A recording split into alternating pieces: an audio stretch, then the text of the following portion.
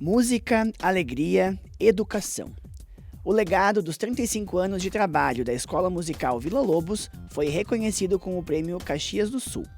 A proposta do vereador Lucas Gil reuniu no plenário estudantes, professores e artistas formados pela instituição. É uma escola tradicional de Caxias do Sul, que vem há 35 anos formando músicos, formando artistas nos mais diversos instrumentos de musicalidade, inclusive em coros, em corais, participando e formando toda essa turma aí na área musical.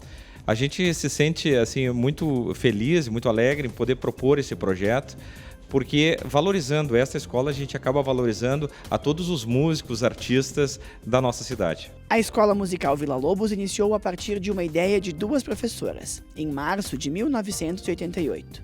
De lá para cá, formou muitos alunos, dos quais muitos atuam como artistas, professores ou donos de instituições de ensino musical.